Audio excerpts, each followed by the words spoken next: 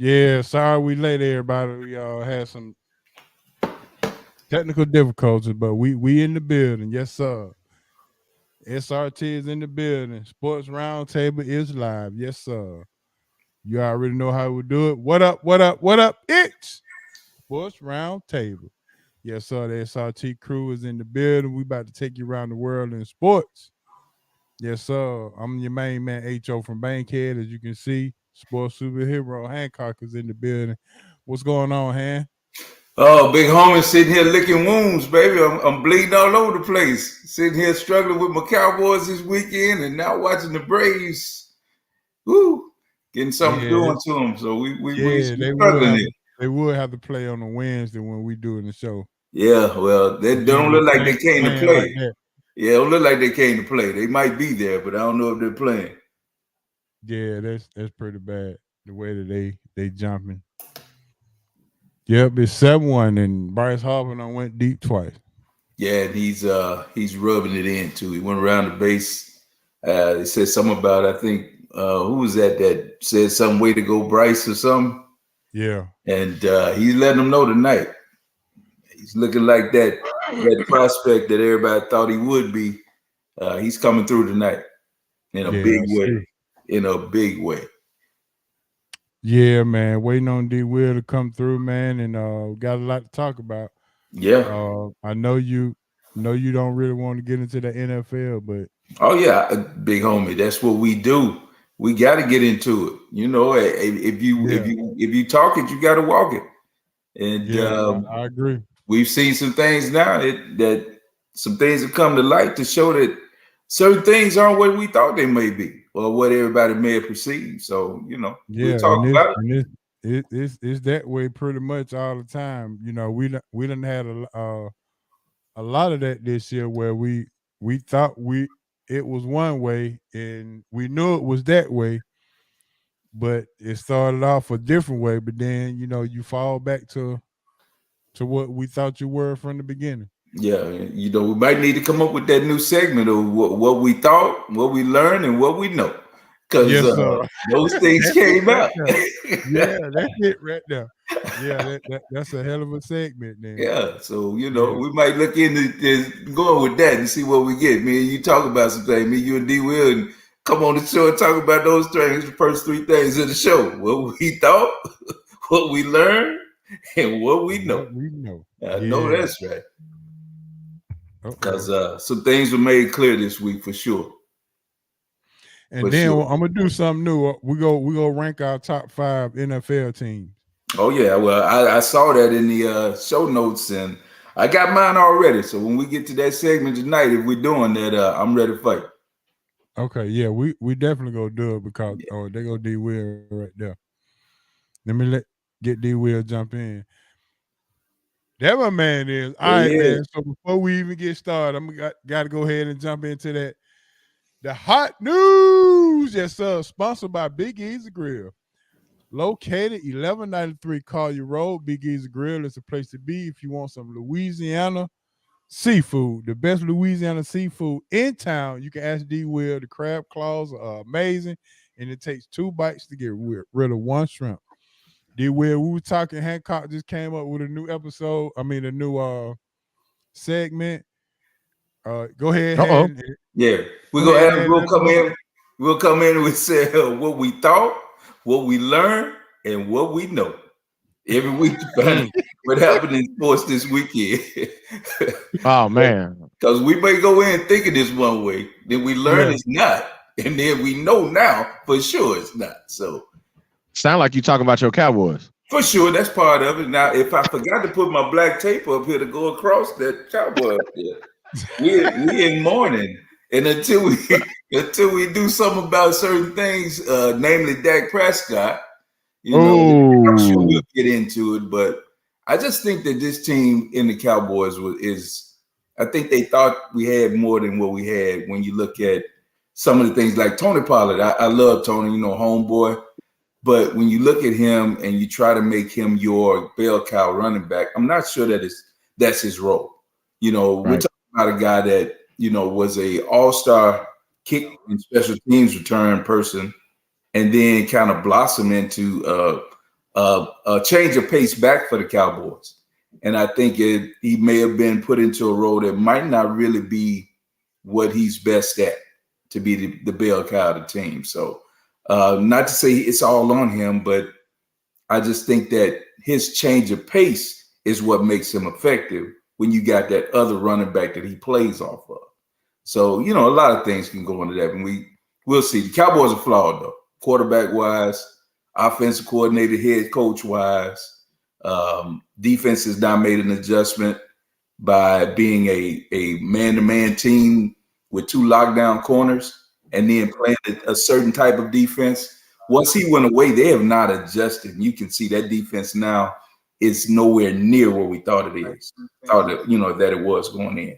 But anyway, big homie, let's roll, baby, because it's a whole lot of things going on with my Cowboys. And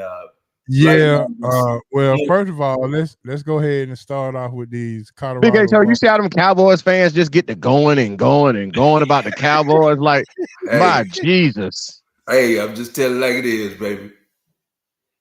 Yeah, you say you just tell it like it is. But let's start out with Deion and the Colorado Buffaloes jump back on the win wagon.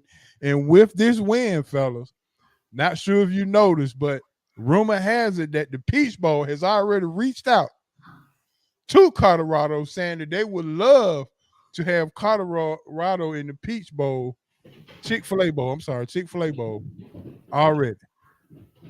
So with I'm 4 sure they wins would on the season, they've already they trying to get ahead of all the other bowls and saying that they would love to have Colorado come down. Obviously, the Chick-fil-A Bowl is a money grab. So first, D-Will, I'm gonna go ahead and get you on and tell us about how you feel about them getting back on the getting a 4th win of the season, and how the Chick-fil-A Bowl is trying to money grab Colorado with just 4 wins already. Didn't we set our over under at 4 wins at before the season started for Colorado, or did we 3 to 4 wins? Yeah, 3 to 4 wins. Right. So we see he's about to blow our predictions out the water. We all slept on Deion. I thought he was going to have a good year. If y'all rewind the tape, man, go back to the archives. I thought Deion was going to have a good year, right? I'm not saying that because I knew about their roster or I knew about what that team dynamic was going to be, but I just believed in Deion. And he's shown the reason I had belief in him. But back on the winning column, in dramatic fashion, you can tell that team isn't quite what they need to be in order to win, simply because all their games go down to the wire, right? Every single one of their games is going to be uber competitive because they don't have the depth to actually just beat people down into submission like some of the big boys do, like Alabama, Georgia, Ohio State, Michigan. They're able to beat teams into submission. They're unable to do that, but they're able to win games, right? They can't beat the big boys right now, but they're still able to win football games. And I'm going to just say, I love what Deion's doing. Chick-fil-A Peach Bowl is going to reach out to them. You better be first trying to get them in.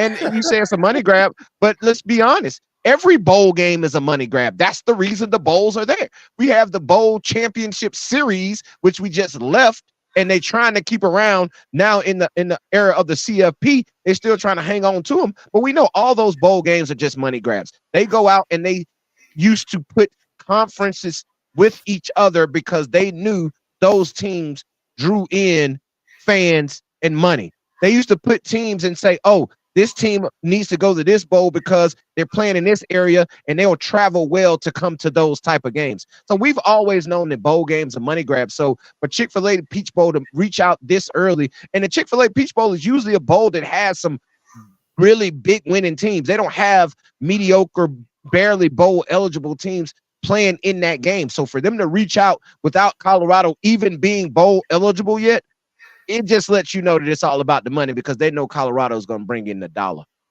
Yeah. All right, Han. What you got on it's the perfect storm. Is this not Black Hollywood?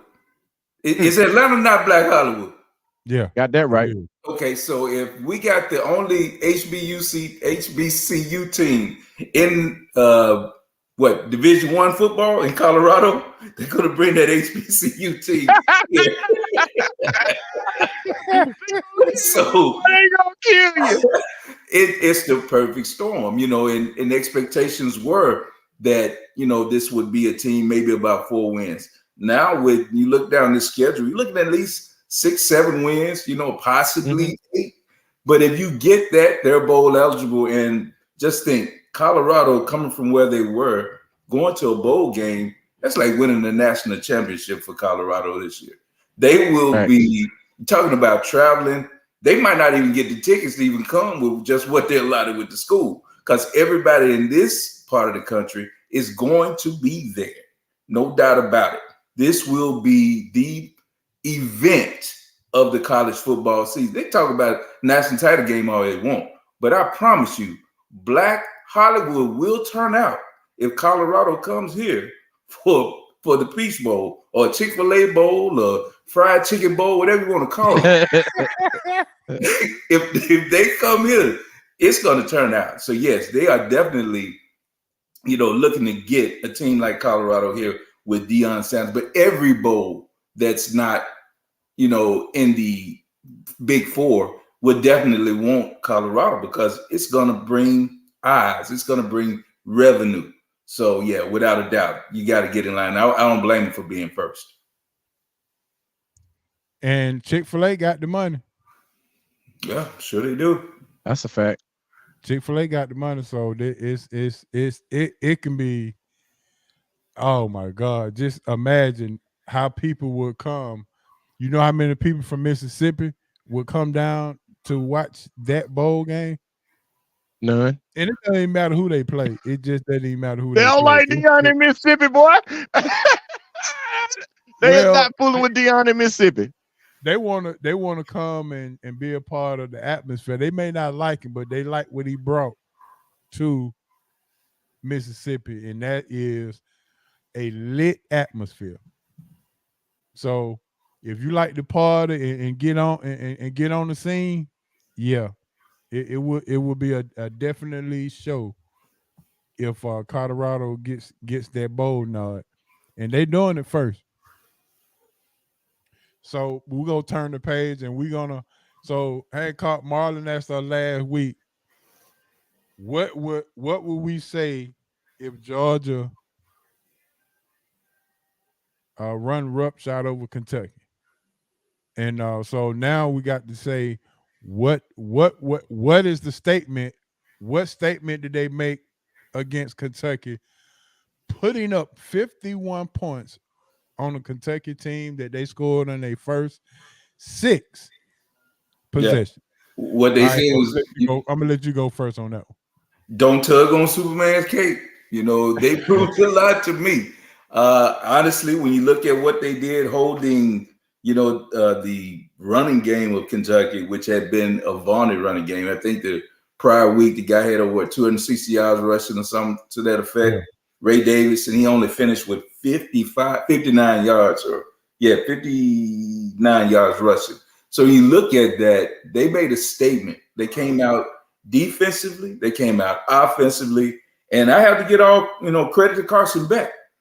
Beck was 28 for 35 for 389 yards, 4 touchdowns. So he put to rest a lot of things that I question about. I won't say that Kentucky is a world beater and all that, but they were one of the supposedly better teams in the SEC, and they dominated them from top to bottom.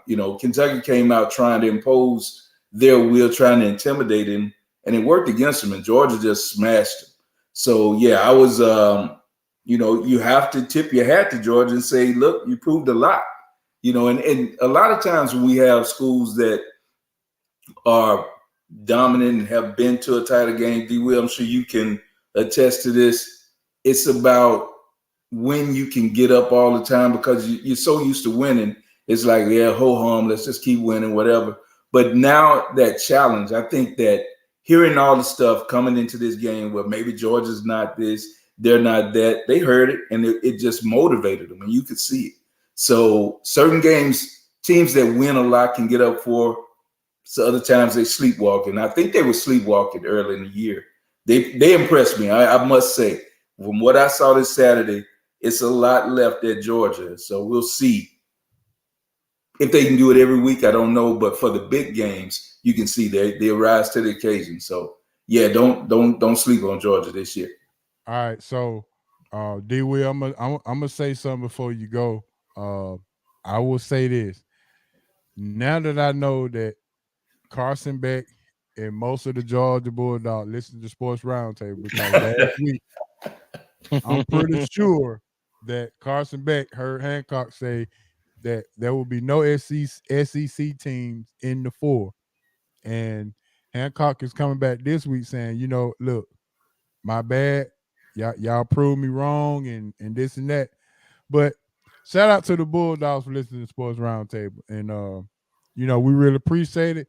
We are glad that we could be the igniter in your weekend to play better.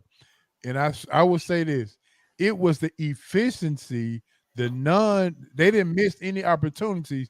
And the first couple of weeks, it wasn't that they were playing bad. They just weren't dominant. But the problem was they was leaving a whole bunch of opportunities on the field. Yeah, but I think one thing we look at, Kirby is from that old school of what we're gonna do. We're not gonna show a lot this week. We're just gonna get by these teams. We don't care if we dominate. We know where we're gonna be. But when they go to hit that gas pedal, you saw what happened. And when they hit the gas pedal this week, they ran all over this team, and dominated them. So I think that certain coaching styles, show this way. I think even certain teams like Bama did it, where they would just, wouldn't really try to show their full arsenal of what they had to everything, early in the year. And then when they play against large teams that they feel threatened by, then they pull it out. And to me, that's what I saw this week. Mm-hmm. All right, Weezy, it's on you now. Okay, good. They won. They beat Kentucky. I'm sitting here and I want to give Georgia a lot of credit because they looked the part for the first time this season, this past weekend. However, it was against Kentucky. We're sitting here giving them a bunch of credit because they beat Kentucky. Yes, Kentucky was undefeated. Yes, Kentucky had just come off one of the best rushing games of the season. Yes, we thought, but man, it's Kentucky. Like I thought Kentucky fooled me, right? More so than Georgia fooled me, Kentucky fooled me because I still want to see Georgia play somebody who's a real challenge. Kentucky's not a real challenge, y'all. We tried to make Kentucky a challenge because we needed somebody to challenge Georgia. And the reason we made Kentucky a challenge is because how vulnerable Georgia had been looking up until this point. They looked beatable. Let's not act like what we talked about and what we saw wasn't real. What we saw was real. Georgia was struggling. Now we can say, oh, they didn't open up the playbook or we held something. Well, hell, if they're going to open up the playbook against Kentucky, if that was the game that they said, oh, we got to show our prowess against Kentucky, at no point when we started this season did we circle the Kentucky game and say that's the game Georgia needs to worry about. So I'm saying we're giving Georgia a lot of credit. However, it was Kentucky, right? And listen, not only was it Kentucky, it was Kentucky at home. It's not like they had a night road game at Kentucky where they were going to struggle. Listen, they were in the comforts between the hedges. I'm giving Georgia credit. They looked the part. Carson Beck played better than I expected him to be able to play, right? Because he hadn't played well. Stop it, y'all.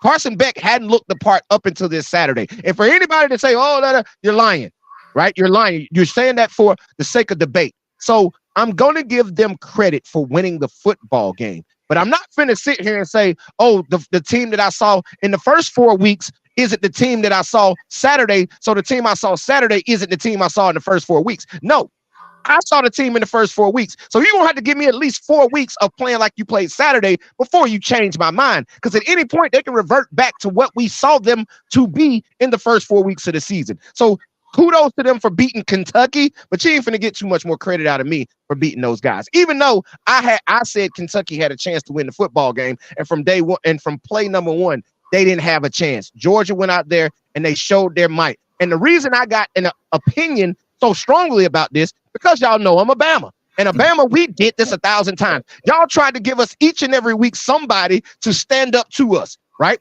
Oh, Bama's looking vulnerable here. Oh, they're looking vulnerable. We were supposed to lose to Texas A&M this weekend, right? On the road. That was a tough game. That Georgia game wasn't a tough game. So I still need to see more for Georgia before I anoint them as who they used to be. Yeah. I can't anoint them, D-Will, but like I said, to me, I was impressed. They put up 600 yards, man. They dominated this team, and they stopped the running game that had been flourishing. And I understand what you're saying. Kentucky, their basketball school, I agree with that too. But when you look at it, they didn't just win. They dominated them. It wasn't close. They smashed. But aren't they supposed to? Yes, that's true. They are, but they did it. Listen. But if they wouldn't have, if they would have just gotten by, we would have been saying the same things. We would have been saying, yeah, they not there. I didn't see it. That's all I'm saying is the impressive thing to me was they didn't just kill a fly with a fly swatter. They took a magnum and they shot the wall down. It wasn't nothing to land on. The fly didn't have nothing. They blew their butt out. And that was impressive to me. They beat them in every phase of the game. So that I have to give them credit because of that. It wasn't like there was no struggle. There was no question. I think they had more trouble coming between the hedges than they did playing the game. They beat the hell out of them. And that's what was impressive. And I feel what you're saying. It's Kentucky. Yeah. But if it was a closer game, then we would have had a lot to say about them saying, yeah, you didn't prove nothing. So it just can't, to me, I have to give them credit because they beat them soundly. That's what I'm saying. They showed the might that I thought they should have been showing. They showed it this weekend. That's all. But they hadn't been, and I agree with you, but they hadn't been showing it. So I'm not finna say because you ran up against Kentucky, oh my God, all things are well. That's the only thing I'm saying. It still was Kentucky. You can look good against Kentucky, come back against somebody else and not look the same, right? Or against a real team. Because Kentucky was undefeated, but bro, let's stop it, right? Let's keep it 100. So, and then, like I say, you were at home. I had my homeboy there was with his daughter on a college visit. So they had a bunch of college kids around. It was a festive occasion. So I'm just saying, let's pump our brakes on saying Georgia is who we thought they were because of what we saw the first 4 weeks. You can't fix that in 1 week, in my opinion. Well, let's look. We said going in that Georgia's schedule was weak. We said that. Horrible. It's a bad schedule. Well, it's what it is. These schedules are made up years in advance, and then they change due to realignment of the conference and whatever. So we grant that. And just to show that, I was about to pull up and see what the rest of the schedule entails because I got it for you. Go ahead. Vanderbilt, Burn, Georgia, Florida. We already know cocktail party. So that should be a good game, but they're gonna beat the hell out of them. Missouri, Ole Miss, Tennessee, Georgia Tech. Okay. The only 2 games with at least some offense that they should have to worry about, Ole Miss and Missouri requires is has a good offense. But that game's in Georgia. And it's at Georgia? That Missouri game's at Georgia. That's a good thing because that's a sleepy game going to Missouri. It's just it's almost playing in the Big Ten in that early game. So them playing them here will be better. So they should run the table, no doubt about it. They should run the table and see what happens in the SEC title game. You always know that Florida Georgia game, that cocktail party game, anything can happen there. So that's always a one that they'll have to watch. So we'll see. But like I said, I give them a little bit more credit than you gave them this week because, like I said, they dominated. That was the only thing I have to give them credit for. And I was so critical of Carson Beck for him to come out and play like he did. Okay, now show me again. Show me more. But yeah, you're going in the right way. Brock Bowers, that's who woke up. Ooh, who was the offense coordinator? Bobo? Is Bobo the coordinator? I don't know who it is. Whoever it is. He woke up. Mike Bobo. He woke up. Yeah, he woke up and realized, I got the number 1 tight end in the world on my team. Yeah. I might want to start throwing him the football. And that's what they start doing. And they've been doing that consistently over the last 2 weeks. And you've seen that offense open up because of it. So if they continue to do that, because I don't care what you do. You're not guarding. You can double team him all day. he's going to get open. He's going to burn you. So if they continue to do that, that's making Carson Beck look a lot better because Bobo's putting him in position to throw the ball to 19. Yeah, no doubt. All right, so we was going to talk about the Braves recap, but it looks like I'm going to have to talk about the Braves and the Ballers and Busters. So what we're going to do, I found something else to talk about that'll be a whole lot more appealing than talking about the Braves, and that is... Yeah, it's a massacre right now, huh? Yeah, still under a touchdown. Still under a touchdown. Yeah. Just hold on. Still under a touchdown. They made the extra point.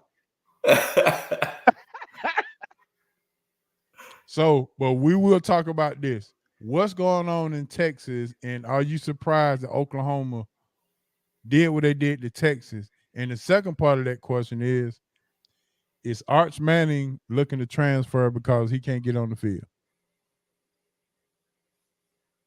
You can go first. Am I surprised Oklahoma did what they did to Texas? No. Okay. Texas was getting a lot of credit because of the Bama win, which that is deservingly so, going on the road to win in Bryant-Denny Stadium, right? So they deserve credit for that.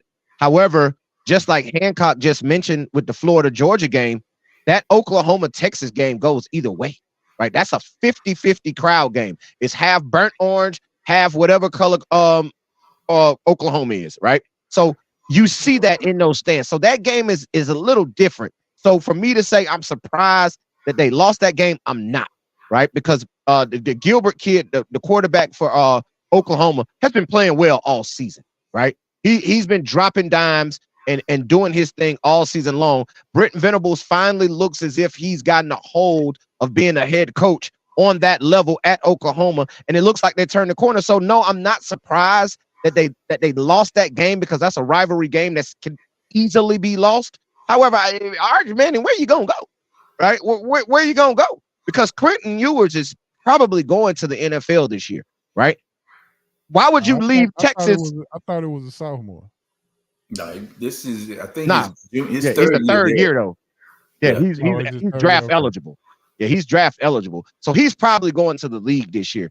If not, that'd be a bad move for him because that is Arch Manning, right? Arch Manning is going to be the quarterback at Texas next football season. So Quentin Ewers has to get out of there. Either it's to the NFL draft or through the transfer portal. He won't be at Texas next season. So no, Arch Manning does not need to look to transfer because it's going to be his show next year. And I think it's a good thing that he's sat out this year because guess what? You can throw a red shirt on him for this season if you want to. Right now, that gives him even another year to play football if his development isn't what it needs to be. But no, he's not going anywhere. And Steve Sarkisian and the Board of Regents down there will go crazy and break the bank in NIL just to keep him. He's already the third highest NIL college player over any sport in the country. Right? He's number 3 on the list. Bronny James is 1. Arch Manning is 3. Caleb Williams is 2. So what else does he need? He's going to be the quarterback at Texas next year. He just needs to be patient, but I'm not surprised at all what I saw this weekend. All right, Hand, as Trey Turner just went deep and it's 8-2. Go ahead and talk about the Texas, the Red River rivalry now. Yeah, it's like he said, it's that rivalry game that we see every year. It's held down there in Dallas with the fair and everything. So it's a big thing, big to do, big hoopla. It is what it is. But yeah, I won't say that I was surprised. I was disappointed because we always hear about Texas is back. How many times have we heard that? Texas is back. I don't know what they're coming back to. They just don't seem like that's gonna happen. It happens every year, and it's not due to lack of talent. It's not due to resources for sure, because they got more money and oil and everything down there than they need. So, they've tried different coaches. We've seen a black head coach and they ran him out of there. Everything, they've tried it all, but they cannot seem to get that thing on track and keep it on track. So yeah, I was disappointed again because I thought with the win of Bama, that would be the springboard to at least push them through an undefeated season. Yeah. But again, here we go. And it's not over because they're going to go through more teams that are going to sit there and wait for them. And you can see there's something about Texas and Ewers that doesn't quite, it just doesn't fit or mesh all the time. Ewers can throw the deep ball sometime, but he'll make some bonehead interceptions or throw the ball in the coverage. You say, what were you doing? Where you look? He just does not seem like the polished quarterback that he should be at this time. So I think that's, Arch Manning is waiting. Whether he'll be that or not, he'll get that opportunity, and I agree, next year. Because even if Ewers does not go pro, like D. Will said, he'll end up somewhere in the Pac-12 because you see what happens. Well, I'm sorry, can't end up in the Pac-12 because it's going away. He'll end up somewhere at a school like that to where they can, make his stock go through the roof like we've seen quarterbacks do. So I think either way he's gone, Arch Manning will be there. That was just your question. Would he leave? Nah, he's not going. And yeah, I'm not totally surprised but disappointed in Texas, for sure. Well, as you can see in the chat, Bob said the same thing you said, D. Will. That Arch ain't going nowhere. He's gonna be the starter next year, and that Texas kind of do this every year. Mm-hmm.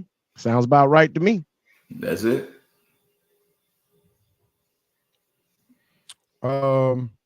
So yeah, that's gonna end our.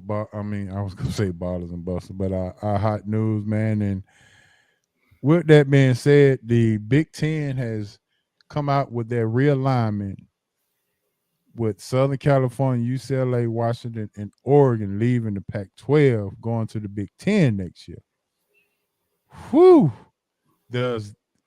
With this realignment, does this make the Big Ten the strongest conference in America for next year?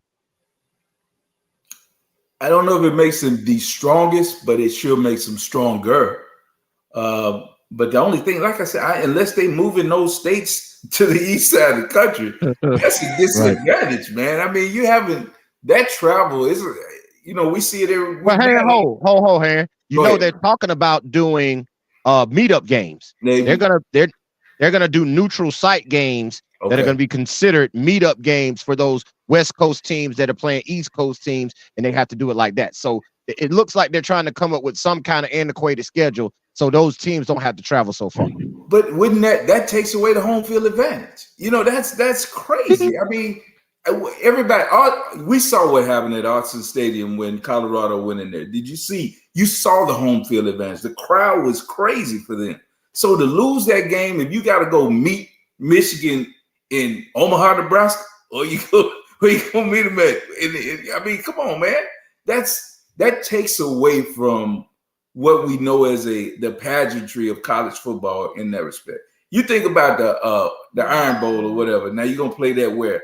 In Jackson, Mississippi? I mean, you feel what I'm saying? It don't make sense to me. Yeah, it's just crazy that the travel is gonna take away if they do neutral site games. I just don't see that as being a viable solution. I understand for logistics, but it's going to take away from the atmosphere of the game. It has to be like a bowl game, I guess. Right. Yeah, I can see that being like a bowl game. That is D. Will, that's new info for me. That's kind of crazy. How are the tailgates in Alabama before those big games? Are they crazy or what? Because I know insane. I know I went to a Georgia and Auburn game. I went with a friend of mine back in the day, and man, we walked down. You couldn't find parking. You had to walk so far, and everywhere you went, all you heard was War Eagle, War Damn Eagle, and that was the whole walk. And you could stop and eat and sit down and rest and do. They just invite you in, but it's a party. Right. So to take away from that experience on these college games, to me, that don't make sense. Yeah, I agree. Definitely agree with that. All right, man, that's gonna end it. And I see Marky is on. What's going on, Marky? We should have did a roll call on our chat line. I see Cuz in the chat. Bob Lancaster, he about to throw something at the TV watching the Braves. Yeah, it's not looking good. Yeah, I think he just switched over and started watching SRT. He not even watching. Yeah, I agree. Mama G in the chat. Yes, sir. What's going on, Mama G? What's up, tenants? Yes, sir. All right, man. We're gonna go ahead and jump into some well, during the virtual, we don't have to do commercials. So that's we can just roll straight on through, man. So with that being said, man, it's time for some ballers and busters. How about that? Let's do Ballers it. and busters this week. All right, my baller this week. And go ahead and put your ballers in the chat if you don't mind. We got some new listeners out there too. So shout out to all the new listeners listening in for the first time with the SRT crew. We really appreciate it.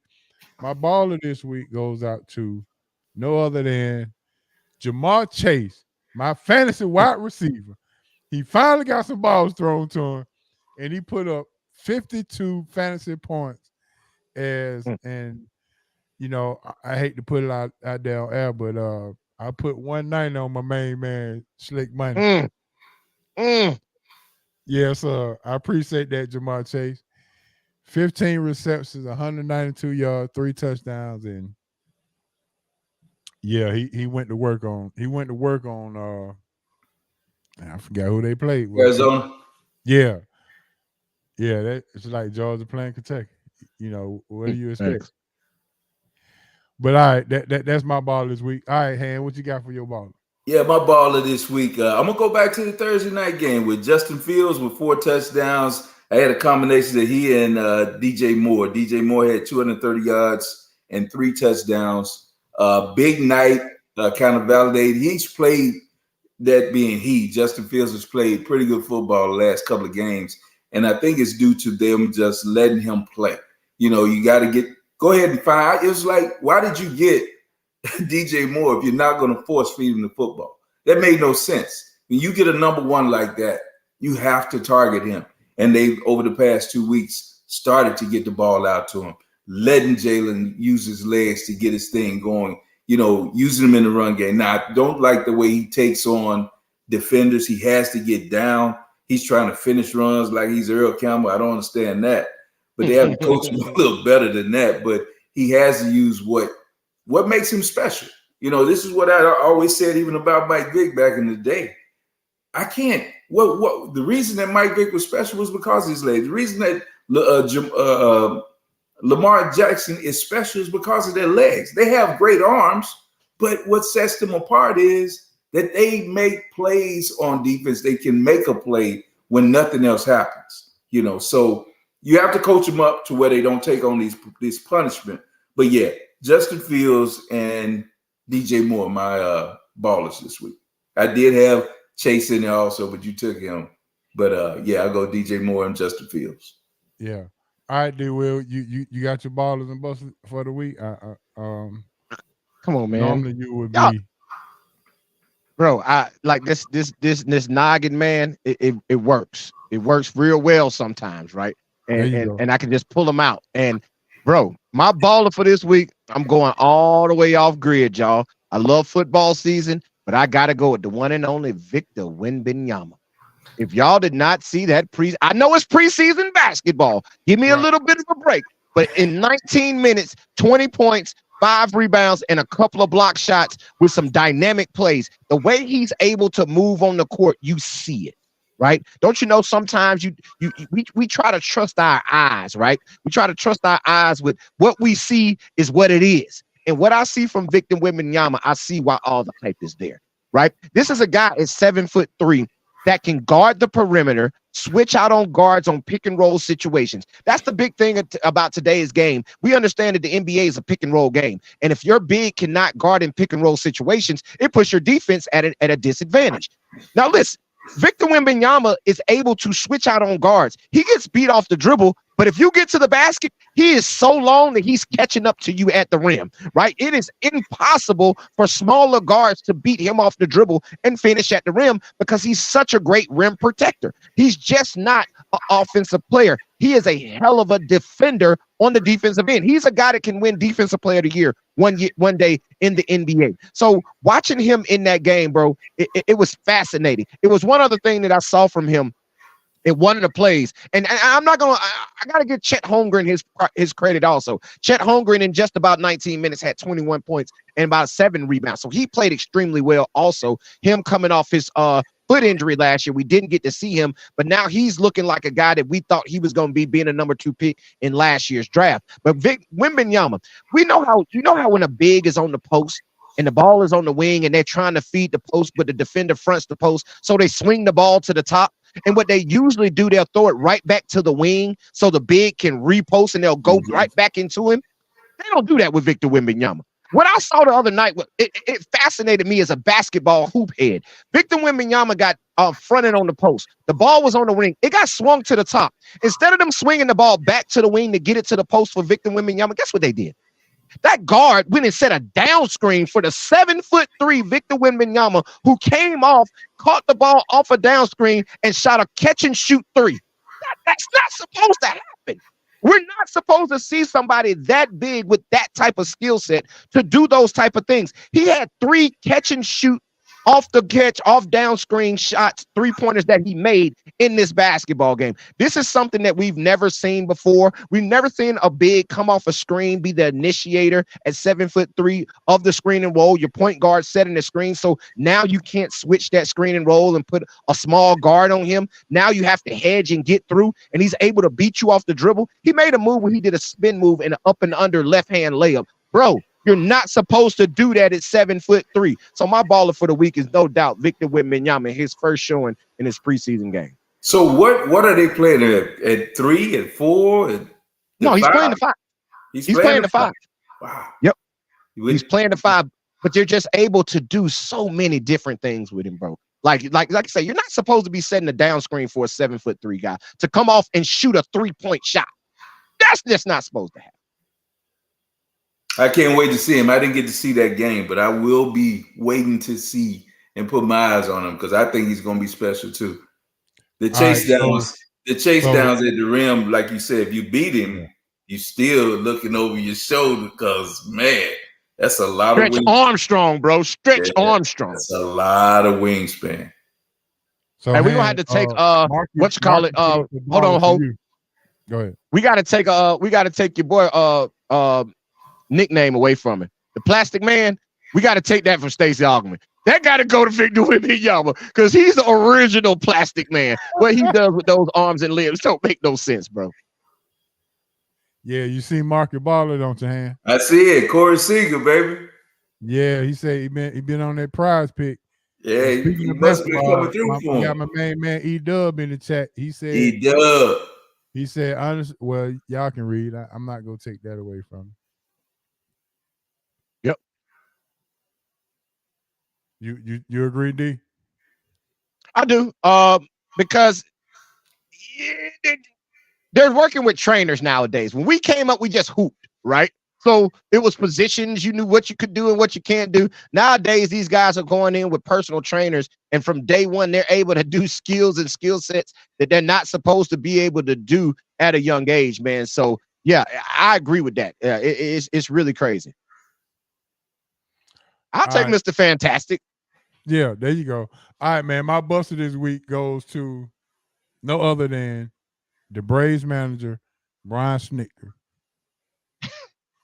for changing the lineup. Hancock had already told you that if you're not gonna score a touchdown and make the extra point, then the Braves lineup, why would you change a lineup that hit 307 home runs just to appease a bullpen in the first game? I mean, that was terrible.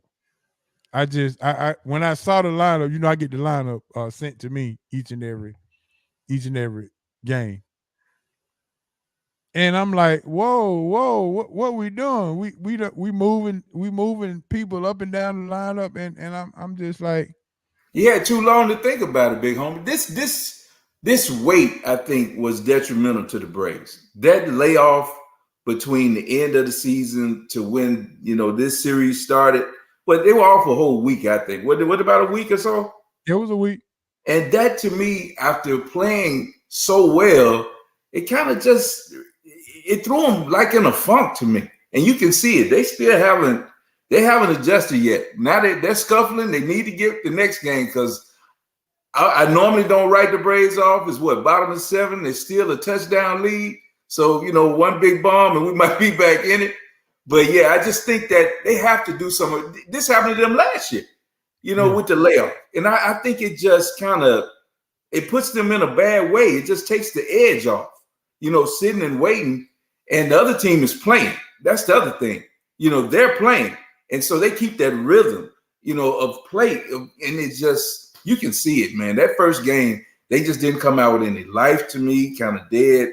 And here we are right now, man, just struggling again. So I don't know what you can do about that. I think they've expanded to try to make more money with baseball. And to me, it's kind of been a detriment. It hurts the teams that do, get the bye, if you want to call that is it a bye? Is that what it's called? Big homie? Yeah, that bye to me is kind of hurting people.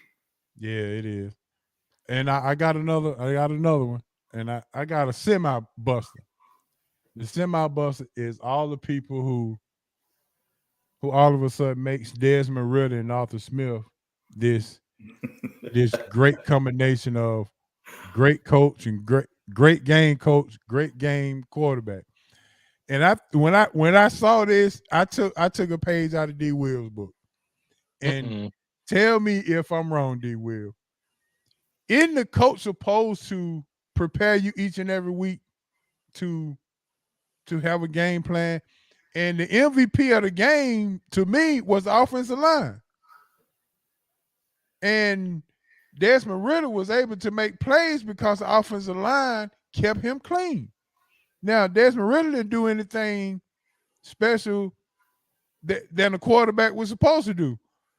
Throw the ball to the open man, and that's it. Hand the ball off and don't turn the ball over. So what did you do that was so special that you're not getting paid to do anyway? So now they got these signed Desmond Ritter for president and all this other kind of stuff. And I'm like, pump your brakes. Let's not do that. Calm down. And Arthur Smith didn't call any great, he didn't call no great plays other than the offensive line decided to block. And Bijan still ain't got 20 touches in the game yet. So I'm still trying to figure that out. So, I mean, and I know, D. Will, you said I don't like coaches or I don't like the Falcons. Oh, no, you don't like Atlanta coaches. You give them a hard time. Yeah, he even got Snitter caught us straight at night, didn't Snit? Hey, I'm like Snicker catching strays. Yeah, you don't mess with Atlanta. Yeah, you don't mess with them, Big H.O. It's just it. Yeah, but I have receipts and I got facts for all of the things that I'm saying that makes me feel this way. Well, I'm not ready to give Desmond Ritter the Heisman, so he had a good game. He had a good game.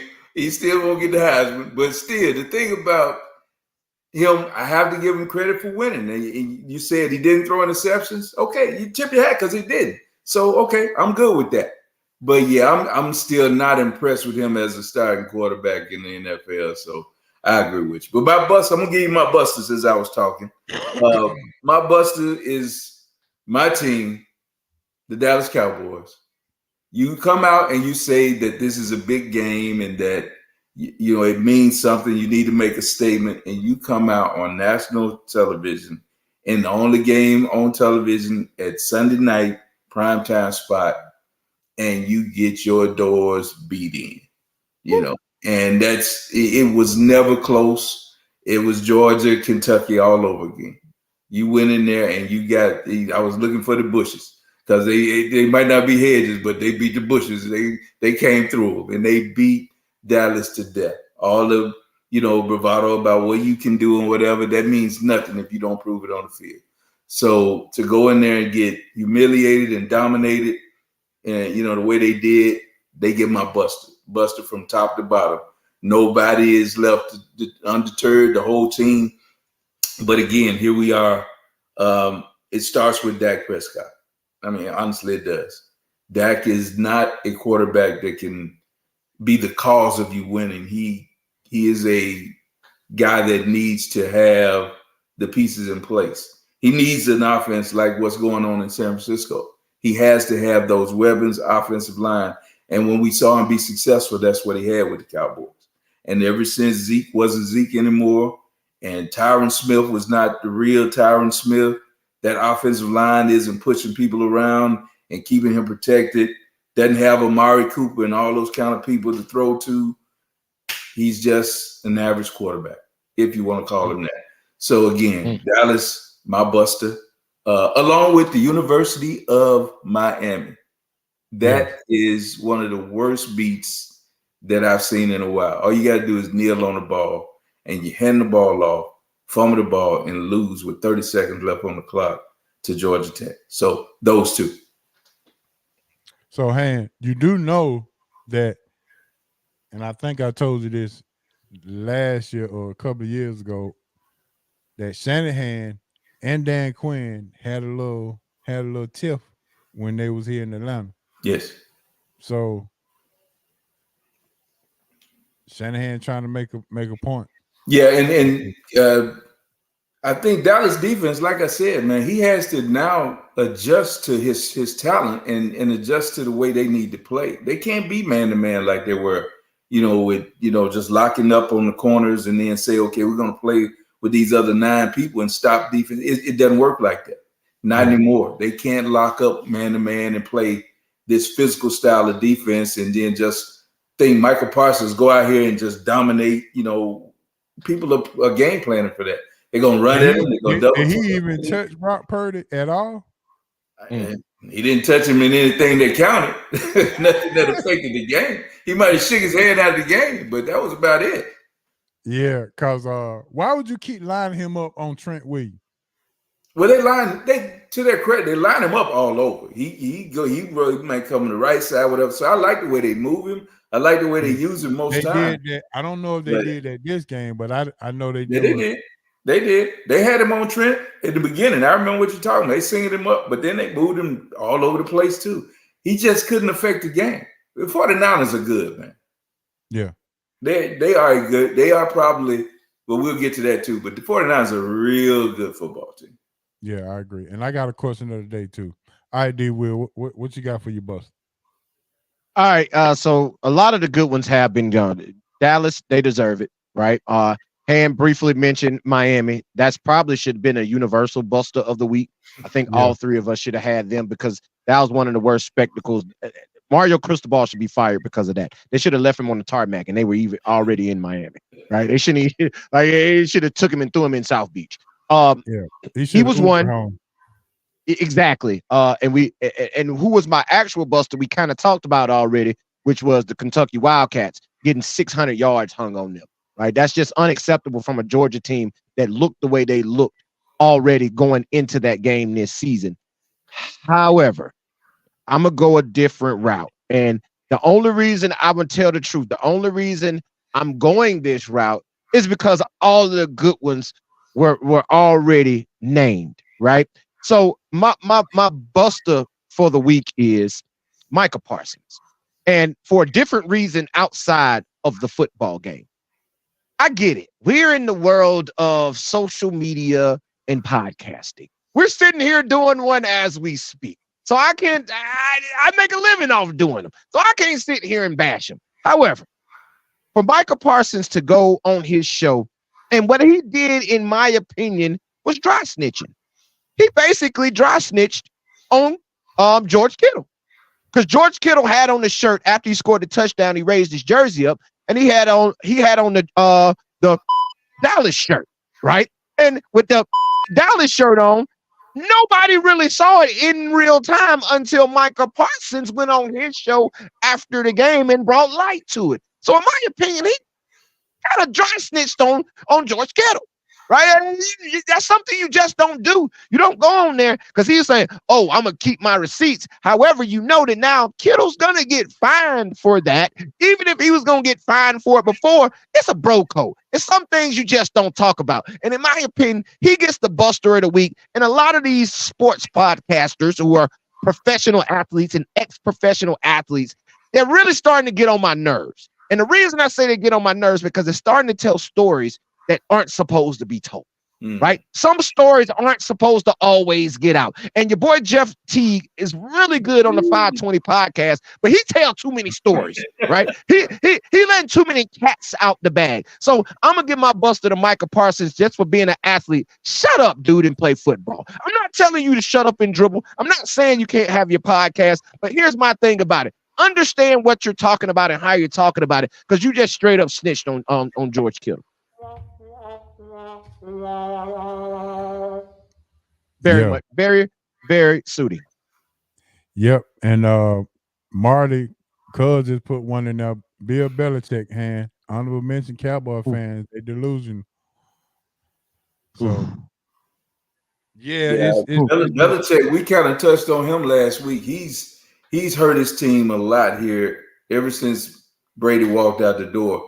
You know, they've been kind of struggling and searching, and I guess he's tried to prove that he's still, Bill Belichick. And the worst decision he made was bringing in 2 defensive guys as his offensive coordinator. That was stupid.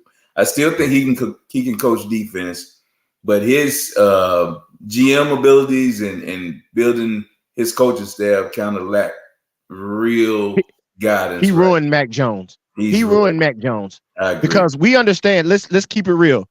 It's something called a sophomore slump. The second year for a professional athlete, especially a quarterback in the NFL, that second year is your most important year. That first year is hey man, let me go get my feet wet. That second year is supposed to be a learning curve. Your third year is when those quarterbacks usually break out. However, the digression, I don't even know if that's a word, I just made it up, that he had last year, man, it, like you say, bringing in 2 defensive guys to coach a guy who needed tutelage at that time, they killed him. And listen, I think it's a wrap for Mac Jones, and I don't think there's any way that he can come back from that. Nah, I don't think so either. Word on the street is Mac Jones don't like to be coached hard. He played for Alabama, man. Come on, man. Thank you. I was just going to say, man, Nick Saban was his coach. I said word on the street. They need to stop that one. I know good and well he got cussed out at Alabama. You forget that. I promise you. Come on, man. Come on, man. Yeah, that's the narrative. That's the narrative they try to draw to put the player in the bad light, to make it look like it's the player's fault when we know it is 1000% Bill Belichick's fault. Bill Belichick needs to slide into Tom Brady DM, and not to ask him to come back, but he need to. I ain't gonna be. I'm gonna keep it PG, even though we ain't on. I got FCC regulations ain't there no more. I'm still gonna keep it PG, but he need to slide up in Tom Brady's DM and start apologizing, because that karma that he brought upon himself by trying to say it was all me at one time and Tom then went and won another Super Bowl and y'all look like if you don't know how to coach anymore, bro. You need to slide in there, get that karma right, and come back, because it looks like he's lost as a head coach right now. D-Will, I got something better for you. This will be a Belichick.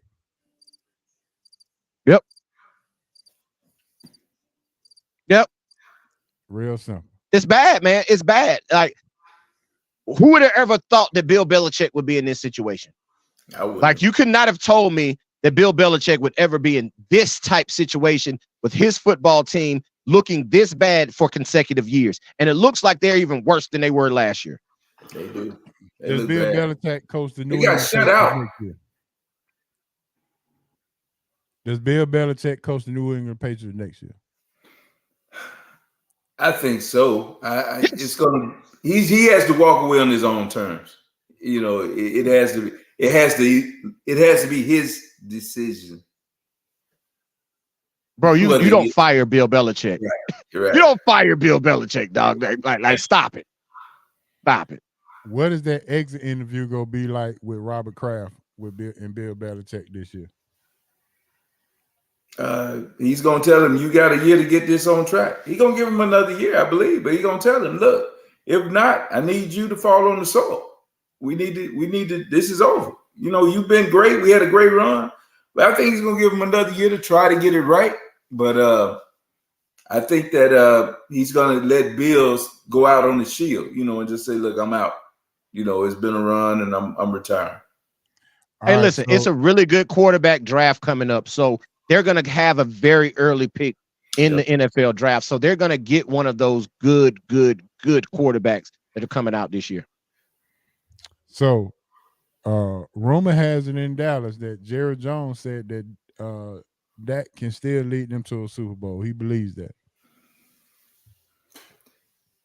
If he get first in line for tickets, he can take them. But Dak is not leading everybody to the He's got enough money to get everybody there.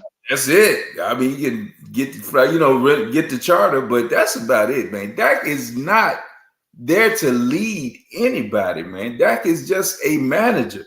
And I was like this when they picked him out of Mississippi State. I didn't see it then, but like I said, it was the perfect storm.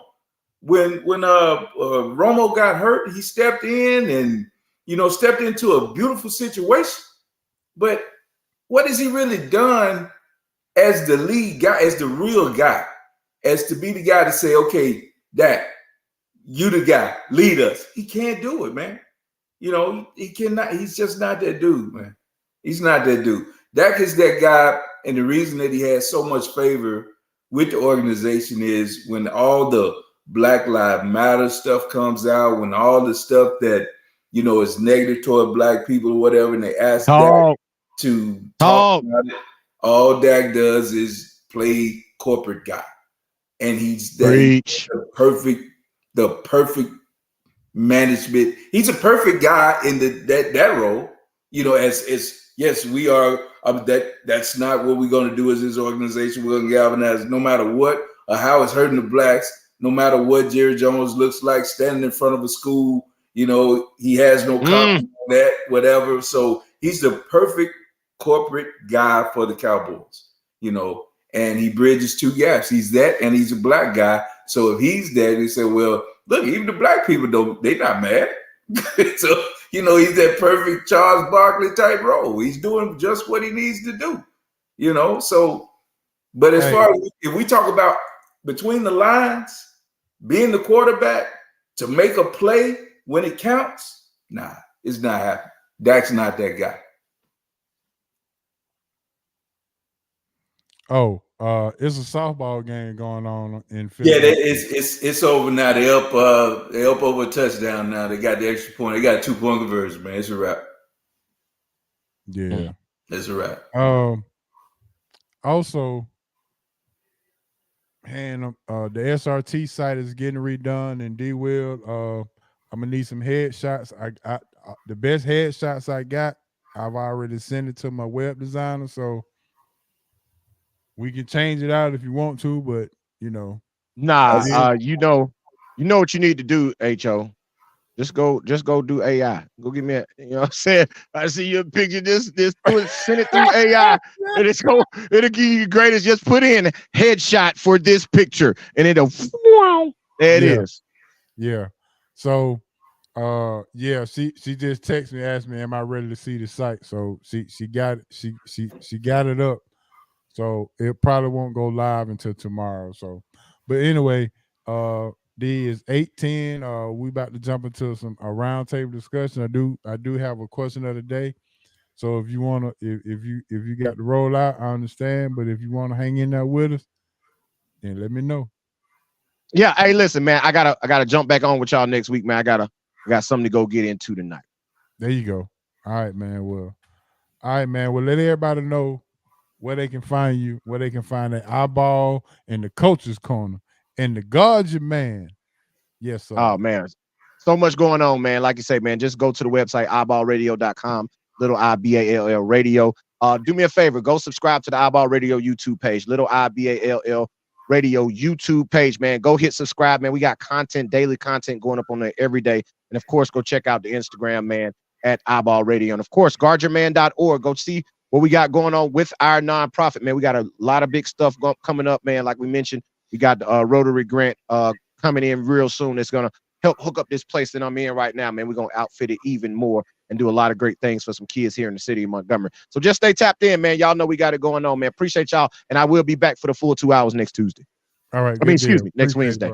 Yes, sir. All right. Peace out. Hold down, D. Will. All right, Han. Question of the day is this. if you got one possession, and this before we get out to our roundtables, if you got one possession, you need a touchdown. Who are you going to select to call your plays? One possession, you need a touchdown. Now, are we Mike Shannon, talking coaches, or are we talking about a quarterback coaches, that's running the drill and he can? offensive coordinator, Okay. who calling the plays? Mike Shanahan, Kyle Shanahan, Andy Reid, or Mike Daniels of Miami. Daniels hasn't done it long enough in pressure situations. Oh, I'm sorry, and Sean McVay. Sean McVay has done it, so I do have him a little higher than McDaniel.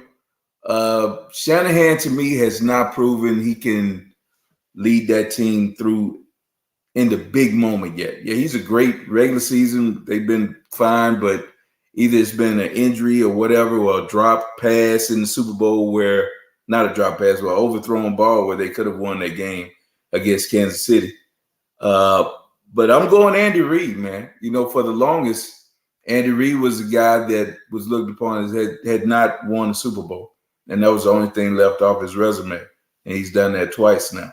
So if you look back at all the winning he's done and getting it done in the big moment of the Super Bowl, not to even talk about the 13-second drive to tie the game against Buffalo, was that 3 years ago, and get them through that game. So yeah, I'm going Andy Reid 1, and I just rank them: Reid 1, McVay 2. I'll go Shanahan 3, and McDaniel. Only reason that McDaniel is definitely 4 is because this is his first time really being in that call the game, like I guess these situations as the guy. Look at Cuz. He wanted to get his out. Yeah, that's a good that's a good question of the day. All right, well, I guess I can go ahead and rank mine since I put it out there. Go for it. I'm going with Shanahan first, Andy Reid second, McVay third, McDaniels 4.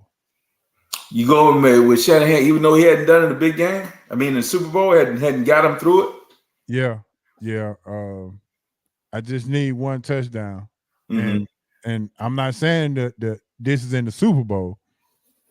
I'm saying I need to score. To me, when he don't waste opportunity. Again, we done talked about how he done, poo-pooed in the big games. Mm-hmm. But if you just need one touchdown and you call the plays, and he can scheme up some. Okay. So yeah, I mean, as much as Atlanta people may not like him,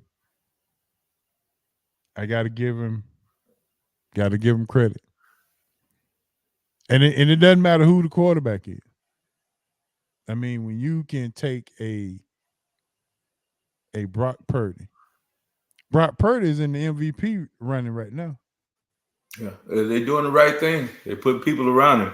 I don't know what he'll be if he didn't have those guys, but you have to be able to at least succeed with your talent, and he does that. So yeah, you have to give him his credit.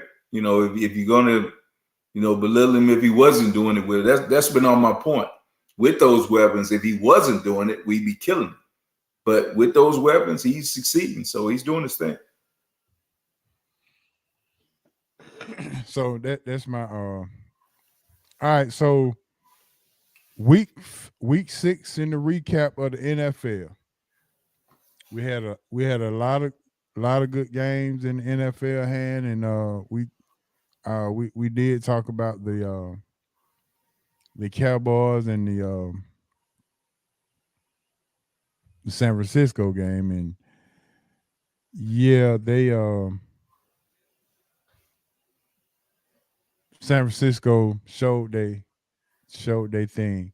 But my question to you is, in this past week, is the Baltimore Ravens, what's going on with them over there when we thought that this could be a breakout year for Lamar Jackson, and all these drop passes, and you got Odell Beckham on the milk carton right now. And how is the Steelers leading their division as bad as they looked the first 3 weeks?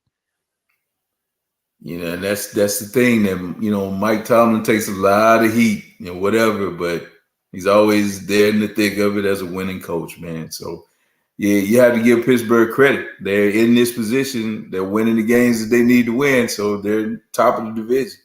As far as Baltimore, injuries, man, have plagued them, and it seems like it happens every year. If it's not Lamar, it's key people on the offense. They lose running back after running back. The running back by committee most times, most years. We see it yearly. I mean, people can name – it's just a litany of injury when you talk about it. They lost number one corner. They've lost the number one running back. They lost Odell, who was – they paid $13 million or so for this year to come in and be, if not the number one receiver, at least two. And then you get these guys that you were counting on to be catalysts at that position. They're dropping touchdowns. So I don't know, man. They play a physical style of football, but it's just something about them that can't get them over the hump. Luckily Lamar has been back and he seems healthy. But let's hope they get it together. They still have a lot of time. That division is going to get cold. And one thing they do in Baltimore is run the football. And then when that weather changes, you're going to have to do that in Cincinnati, in Baltimore, in Pittsburgh, and in Cleveland. So what it all boils down, if they can run the football and get some of those players back, they won't get the ones back that are going to be lost for the year. But if they get back what they do get back and held together, they'll be fine. They'll be in the thick of the running for that North.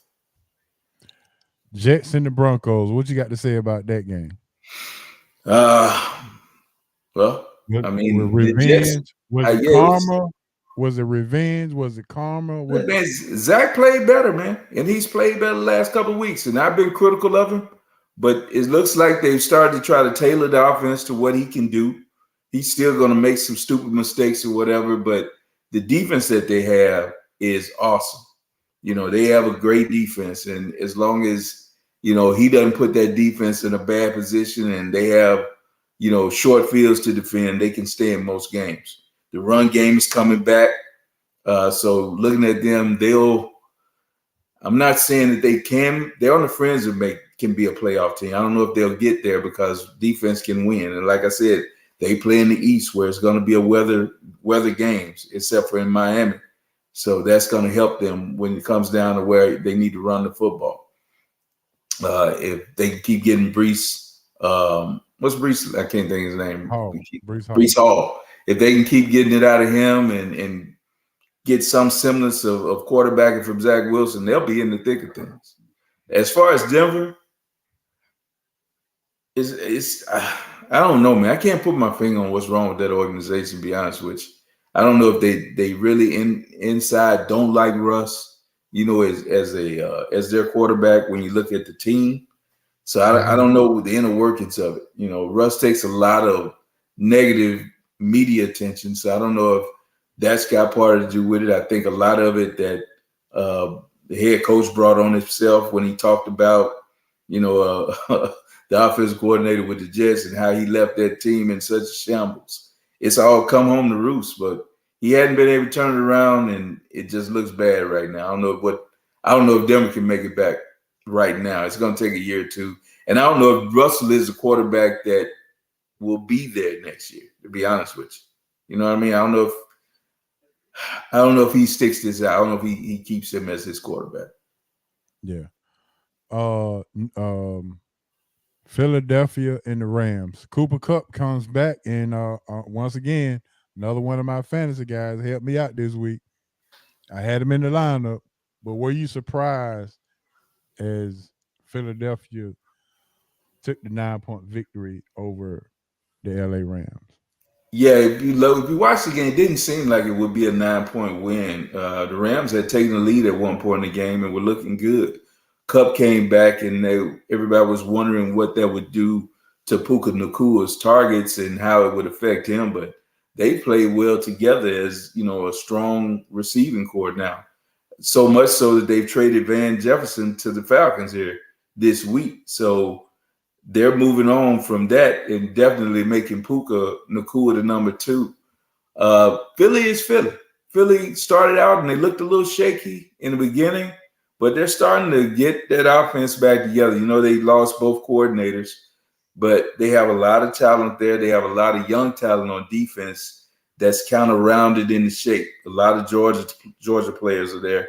They'll be getting the Kobe Dean back sometime soon. So that'll be another guy that they had in the beginning of the year was calling the defense for them, former Georgia football player. So as you can see, that defense will round into shape. And again, they play in their cold weather environment. So when you go in there, being able to run the ball, they have not the best offensive line in football. It's got to be top 2, top 3. You can't really name a lot of teams that are better. You can see what's happening with DeAndre Swift and how his rush game has elevated being behind that offensive line. So Philly can run the football. They have a number 1 receiver, number 2 receiver. They have all the makers of everything you need to be the best team in football. So they're not there yet, but they're moving that way. All right, I'm pretty sure we'll hear back from them in your top 5. No doubt.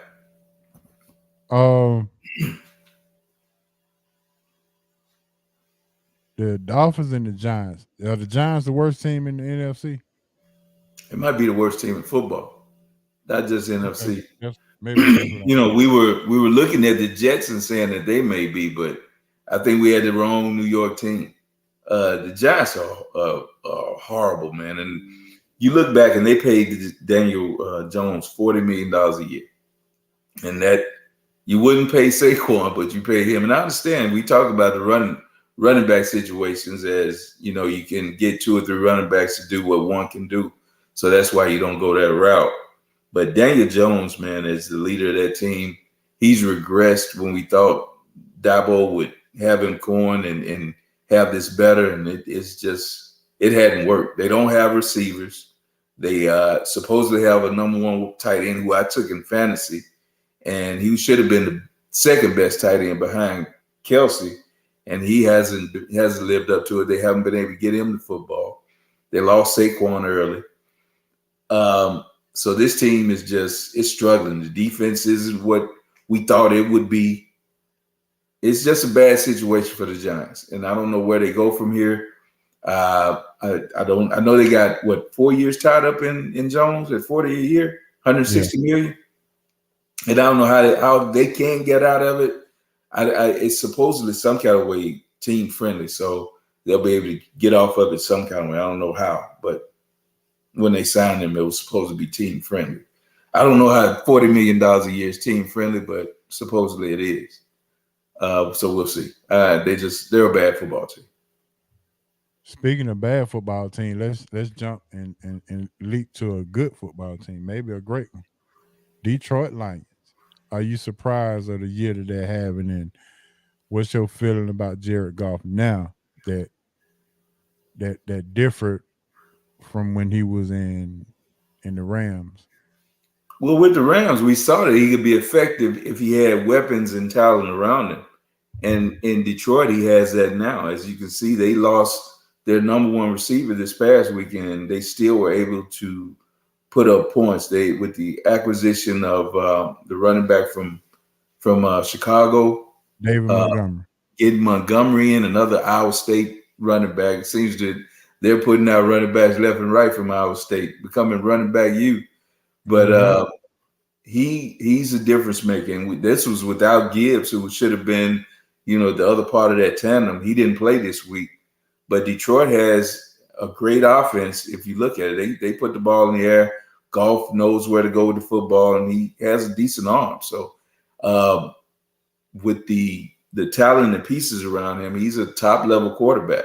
If you put him in a system where he has to be the guy and make something happen on his own, yeah, he's not that.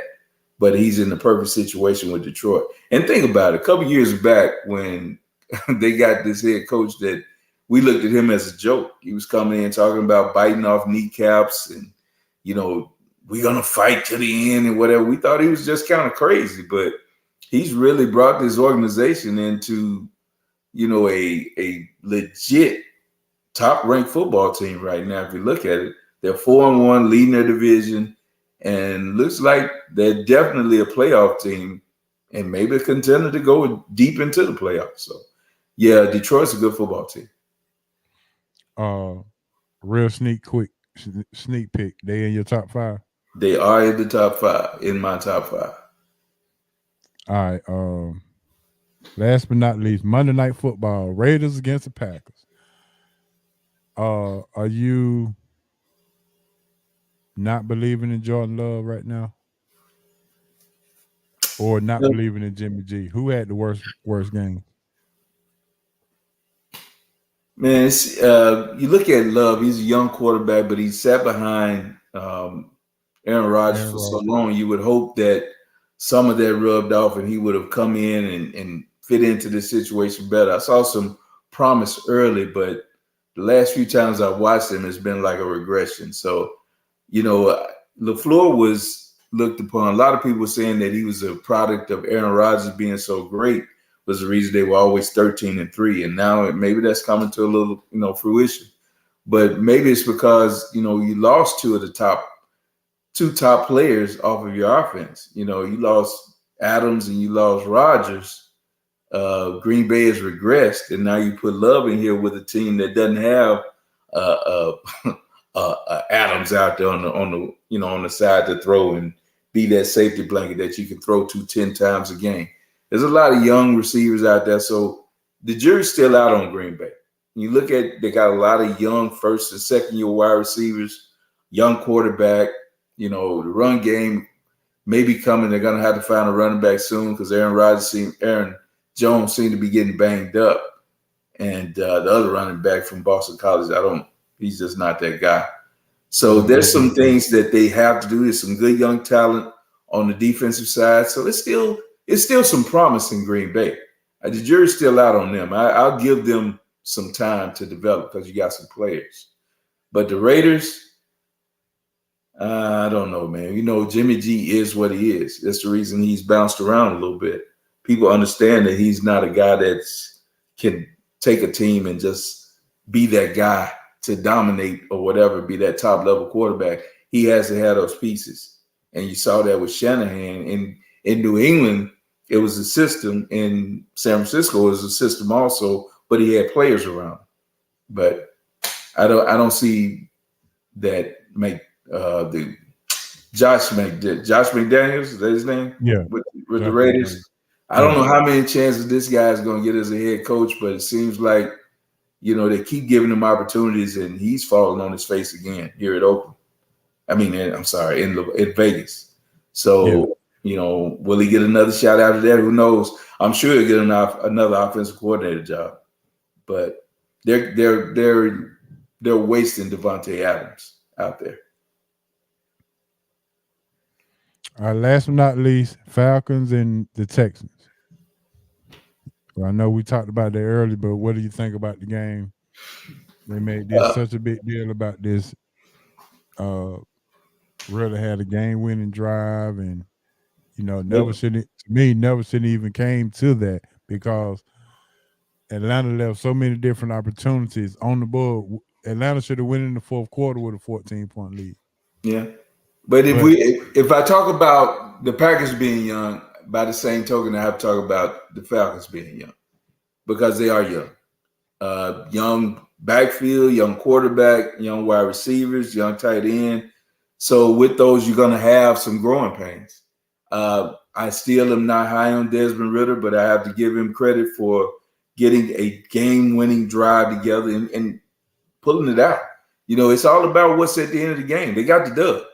You know, so if they wouldn't have got the dub, I'd have been all over saying, I'm still, you know, jury's out, but I have to give him credit for getting the dub. You know, he made some plays down the stretch, and they decided to force the ball to Drake London. You know, I just don't understand. If you got these guys that you pick that high, you have to get the ball in their hands.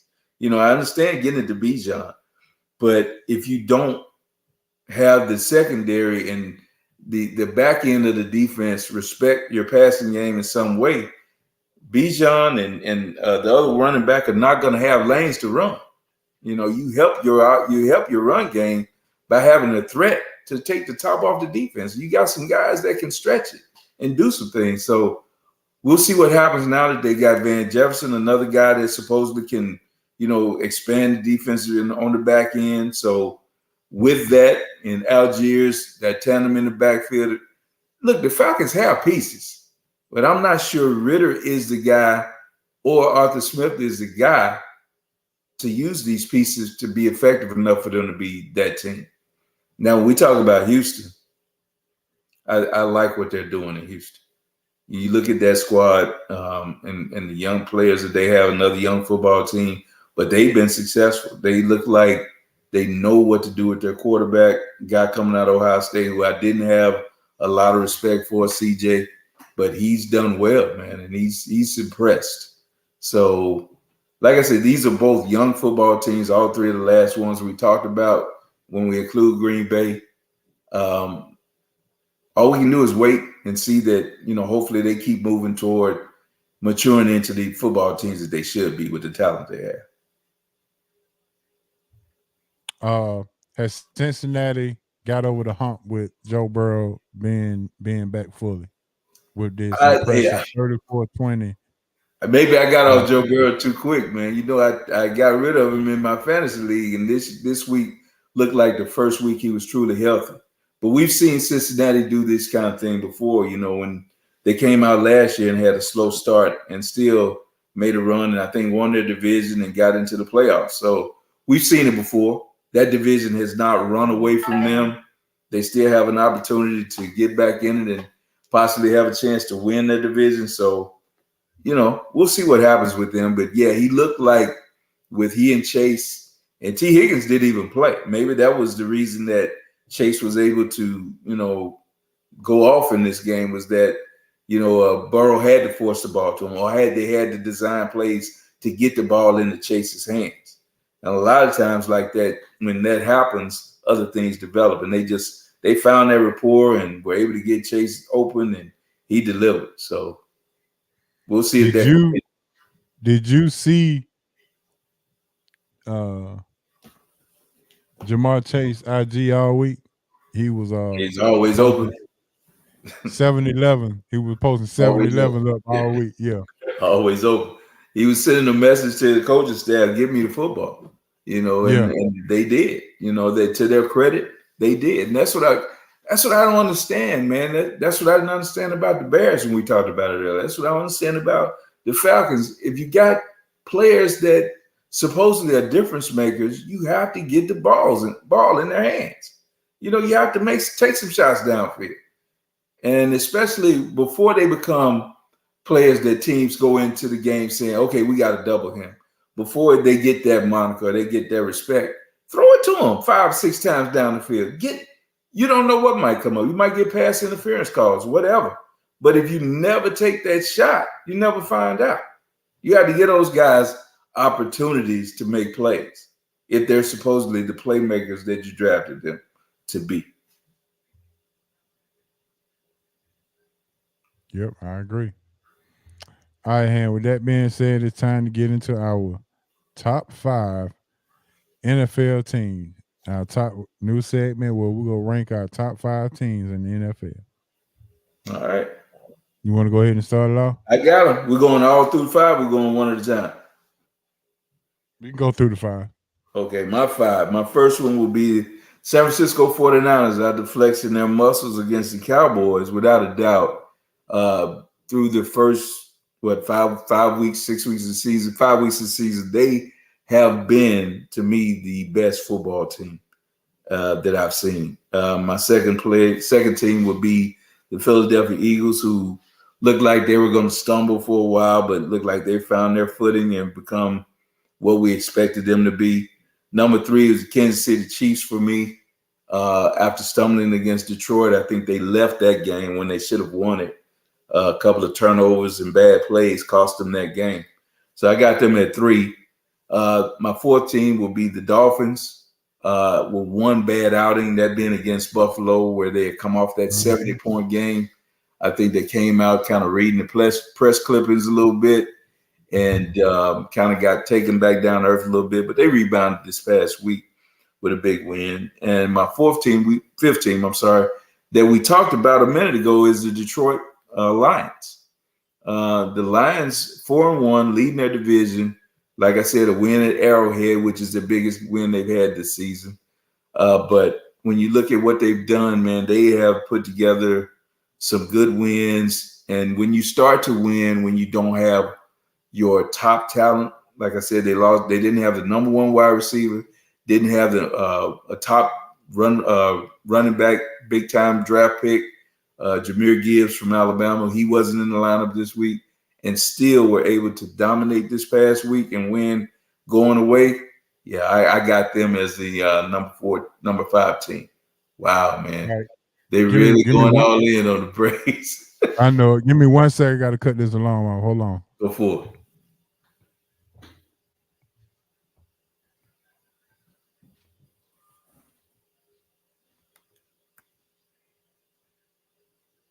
Big homie going to the alarm. Hope nobody running in on him.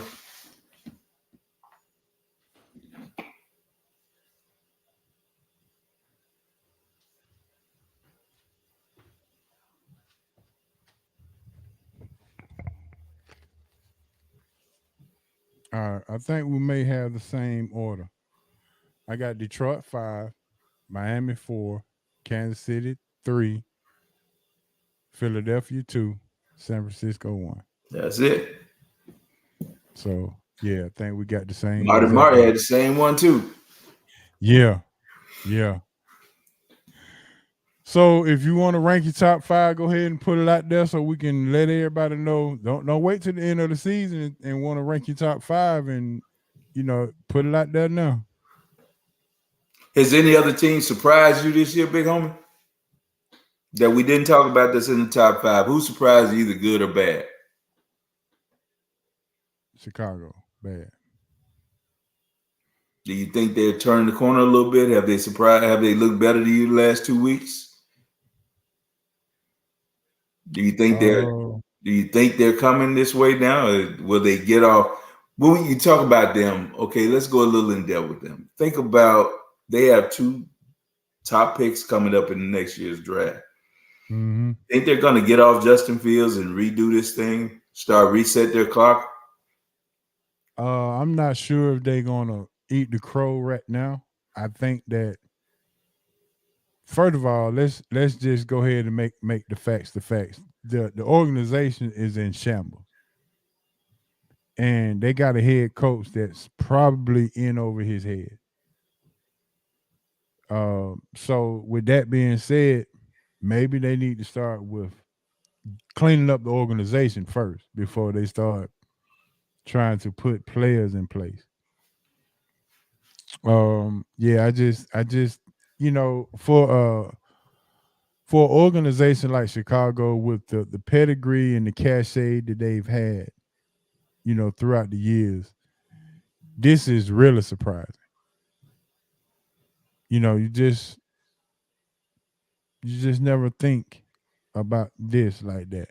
I would tell you this: if Anthony Richardson don't stop, if he don't learn how to get down, his NFL career is not going to be long at all. But didn't this injury happen as being landed on by somebody? I think it was. And the first one to me was kind of a fluke where he kind of got whiplash back and head hit the ground. Now, I agree with you that you can't take those hits and you got to get away from certain. But it looks like to me these 2 may not have been injuries that happened because he didn't get down.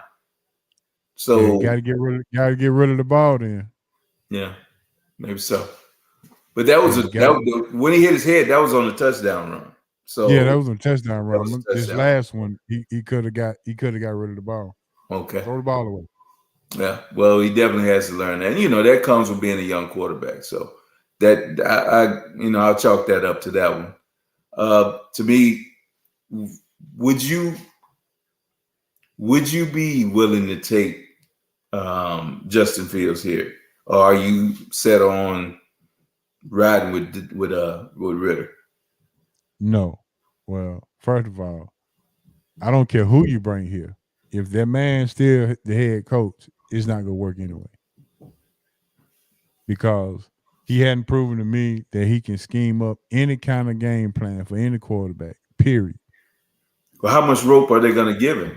I mean, how long is he for this position, do you think? Well, before the season, Arthur Blank came out and said that, this is your third year. You had a 3-year plan, and the 3-year plan was to make the playoffs. If you don't make the playoffs, you think he's out? You got to cut bait. You think he's out? You think he's going to stick with that? I think so. Well, I mean, Arthur Blank has known to not. He's known to be loyal to the fault. So he said it in the beginning of the season, but maybe dementia might kick in at some point. So who would you like to see here? If it's not him, what coordinators? Eric Bieniemy? Eric Bieniemy, or as the head coach, or bring in Byron Leftwich. I heard he reached out to Pittsburgh, but you got to bring somebody in here to call plays, who can scheme up plays. But if you're gonna bring in, I thought you wanted to get a head coach to start a new regime, though. Yeah, Eric Bieniemy then. Okay.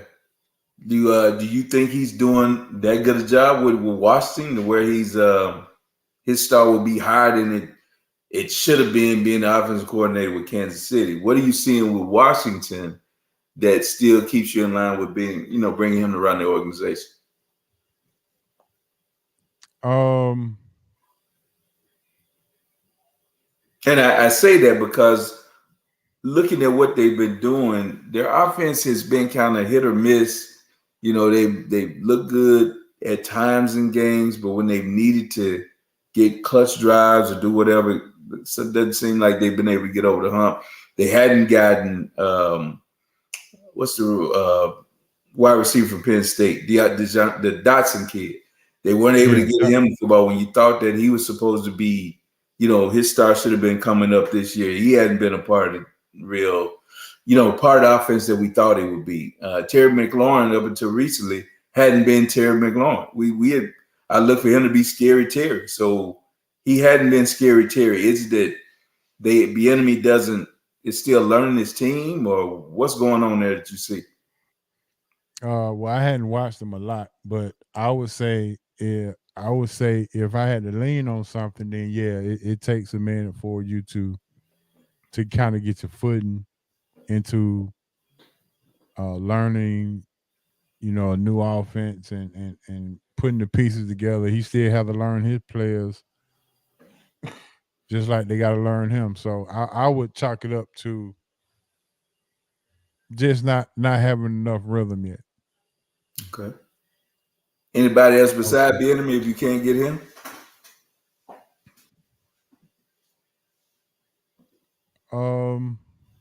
Ben Johnson, offensive coordinator for Detroit. Okay. Yeah, I like him. What he's doing there. Okay. Yeah. I can see that. So with this, Tampa Bay is leading division now in the South, right? Mm-hmm. Do you think they'll hold that? I mean, are they the class of the NFC South? Can the Falcons turn this around and probably win it and try to win this? I mean, you would think, you would hope. I mean, I think that if you're going to win the division because the other teams just that bad, then that's really not giving you much confidence going into playoffs, because you just go be first. You go be one game and out. I'd rather just go ahead and lose and start out and just start over. Okay. Well, that's always been my thing. When you look at it, only half game behind. You have to, if he wins the division, it's going to be hard to get Arthur Smith out of here. You know, he's what, 3-2, and you know, like I said, a half game behind Tampa Bay, who's 3-1. Mm-hmm. You know, you look at these divisions, man. I mean, they're in the thick of it. That win this week was a big win because it kind of put them at a point like, you know, I really don't see anything. Carolina definitely is out of it when we look at it. New Orleans is not really that good. And Tampa Bay can be had. So if the Falcons are able to find something here, they could win this division. And I honestly, I hadn't looked at it like that until recently, to the last few days. And you say just winning division, you don't think that would be enough to kind of jumpstart this thing and maybe move in the right way? I mean, winning the division is cool, but when you win the division, to me, because the other teams are just that bad, that's really not winning the division. It's like in shooting pool. You know, if I lose because I hit the 8 ball and you didn't win, I just lost. Okay, I feel you. You know, so that's the way I see that. And if you're gonna make the playoffs and go show up like the Braves just showed up just now, then what's the point? Because with the way that they played, you played more bad than you have good.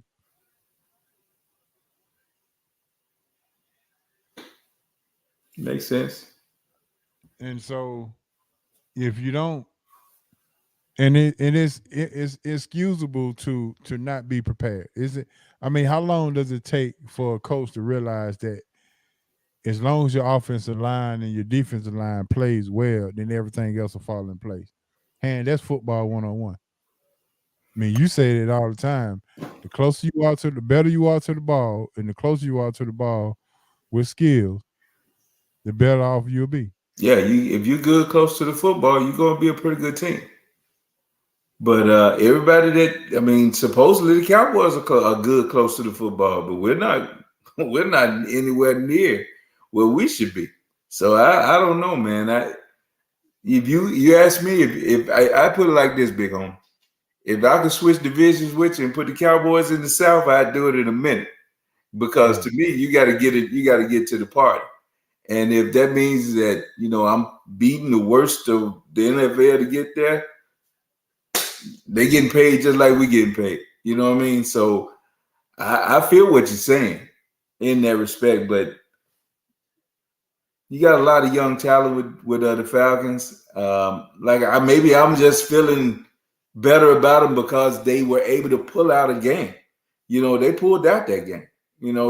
They could have easily said, gone the other way and not done it. They could have thrown themselves. They could have fumbled the ball, whatever. But, they won it. Well, they did fumble the ball twice, so. But this is. But that's your squad, Big O. I know you. Yeah, it is. You gotta be critical of it. And the thing about it is, when you leave that many opportunities, look, the defense showed up. They kicked 4 field goals, and you didn't capitalize on none of them. But you scored 7. You scored 7 points in the second quarter, and then scored no more until the fourth. And you make them keep kicking field goals, and you didn't capitalize on that not one time. Now, a decent, a more prepared team is not going to allow that to happen. Yeah. Wow. So, I mean, look at the NFC. Well, who are really the juggernaut teams in the NFC when we really talk about it? You got the 49ers. Yeah, they probably can't beat them. Well, we know they won't beat them.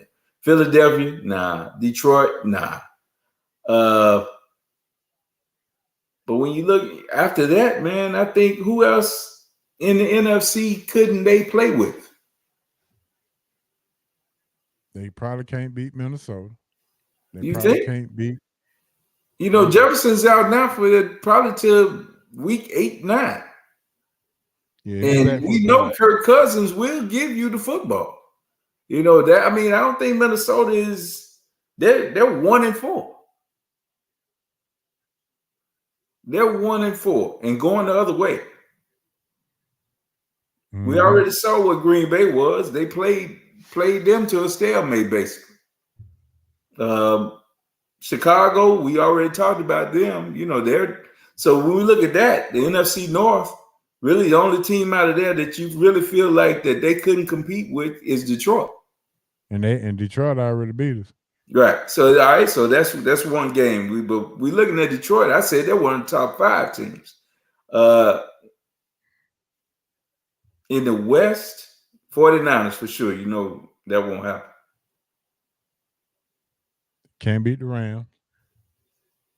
You don't think they can play with the Rams? No. Okay. Not with Cooper Kupp back. Okay. I'll give you that. So maybe 2 teams out of there.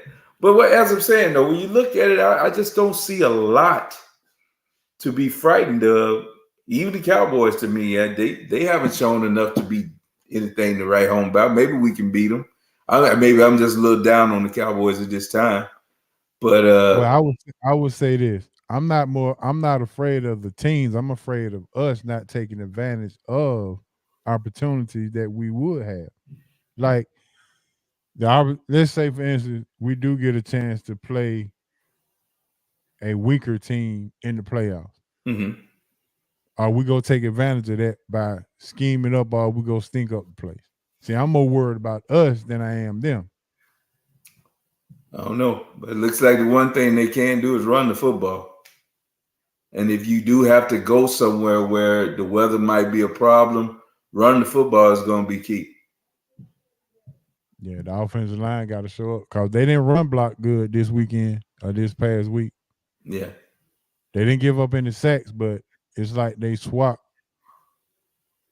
and did more pass blocking than they did run blocking.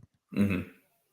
So, I mean, so that's what I'm saying. There's nothing that's consistent. I mean, you know, how many times or how many years are we gonna say when are the Falcons go at least get to the quarterback and show interest of getting to the quarterback? Because they didn't have a sack either. They didn't even put pressure on CJ Stroud. But they don't have any difference makers, man, along the defensive line. There's no guy that offensive line or that offensive coordinator has to come out and say, we got to block this guy. There's nobody on the Falcons team that you're gonna. Well, is that the Falcon roster fault, or that's the Falcons leadership fault? I mean, I don't know if you can call it leadership. Maybe it's the drafting. Whomever. I don't know. GM. Leadership. But they don't have that guy. You know. They don't. They don't have that guy. But they've drafted offensively. They've drafted to have guys on offense that have made a difference. I'm gonna tell you how bad they are. How long did John Abraham play with the Falcons? I don't know that he was here a while. I don't know how many years, but I know he was here a while. What, about 4 years? 4 or 5 years? 4 or 5 years. He's the leading sack. He's the leading sack leader in Atlanta Falcons history. Okay. Just in that short period of time. Mm-hmm. That's how bad it is. Yeah. Well, this really hasn't been an organization that, you know, has had that type of guy, man. I mean, you know, it just that's not here. Even when they had the Grits blitz, it was more of a blitzing situation. It wasn't a guy that I agree. you game plan against. It was more the scheme, you know. And Smitty said they're gonna have more than 40 sacks. I don't know about that. I think Smitty might have outkicked the coverage on that one. I don't know about that one. Yeah, I don't know about that one. But I've been critical. Smitty can say, he can come back and say, well, look where we stand. They 3-2. You know, they're above 500 and in a good position to, you know, vie for the division, which I would have at the beginning of the year say, I don't know, man. I don't see much, but they're 3-2. Man, there's a lot of rich people that are unhappy.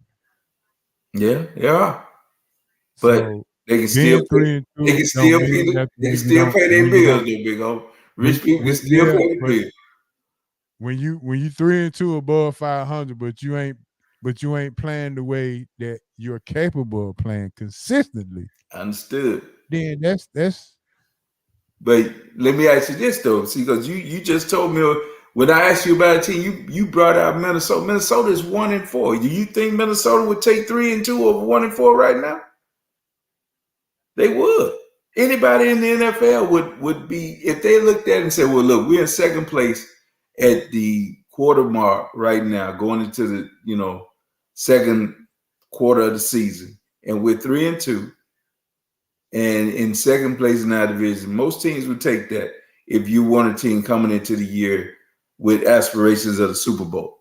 If you were a team that said, we're just looking to get better and have a shot to get in the playoffs, and you're 3-2 in second place, a lot of teams would take that. A lot. Yeah, they probably would take it. But then when they get in their playoffs and realize that, we probably should have taken them L's and got a better draft pick.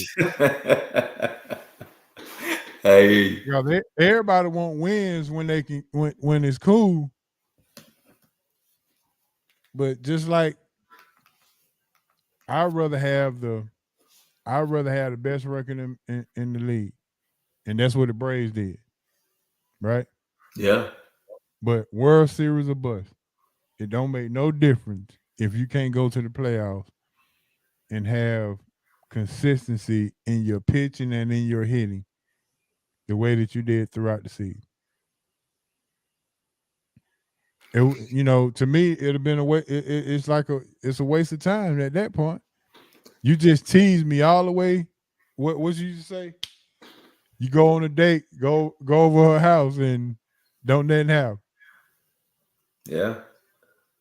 Well, I hate. I just don't. Like I said though. I mean, would you? You have to give them some credit though. Like 3-2 is big, man. This is the NFL.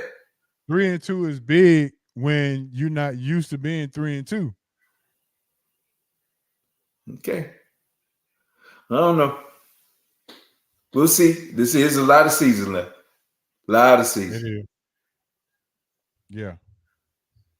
Whole bunch of season left. Yes, it is. But man, it's we got 2 minutes. What do you think about these Europe games, man? Is this something that impresses you? You like?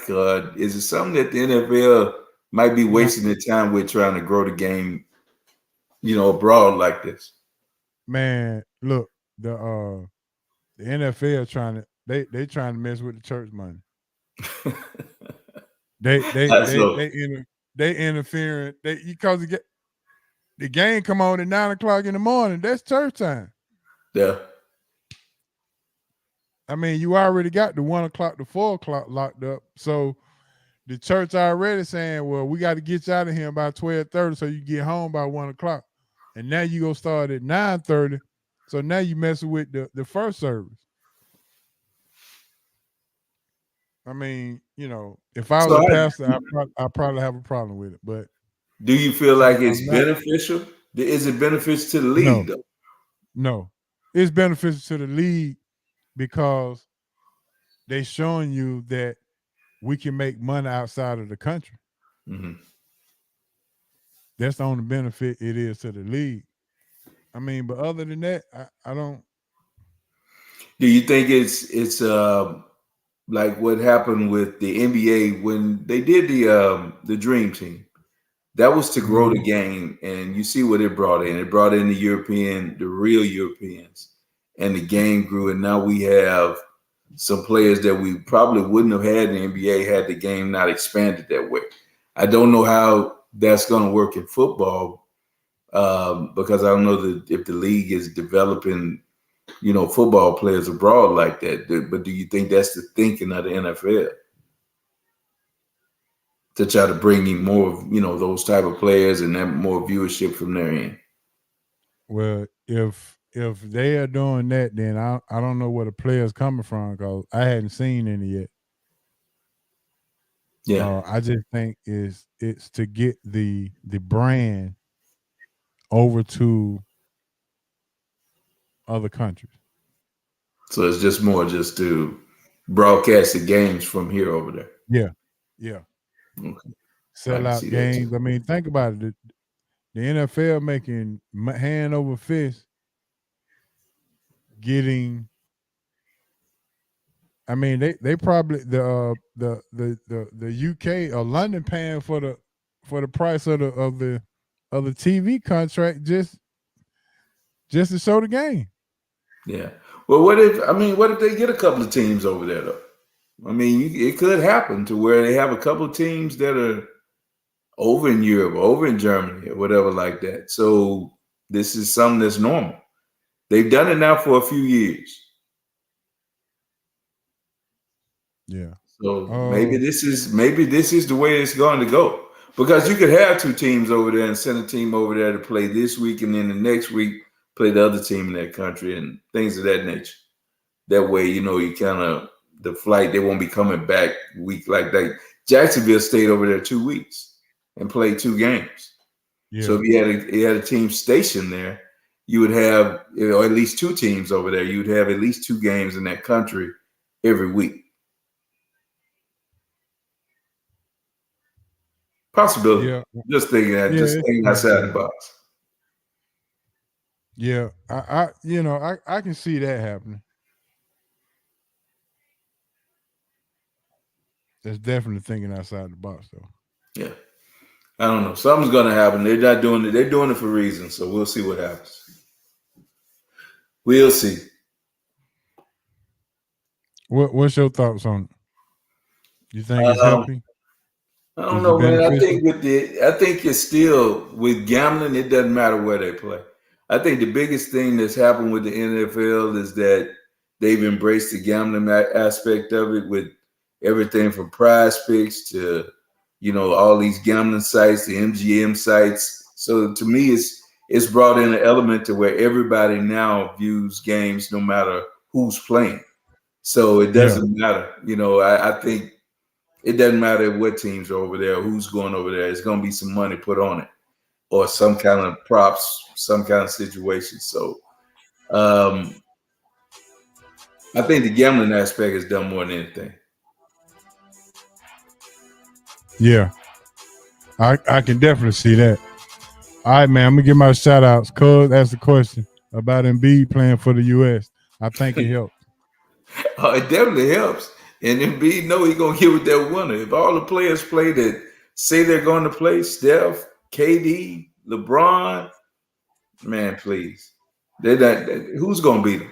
And Embiid knows he won't beat them, so he might as well join them.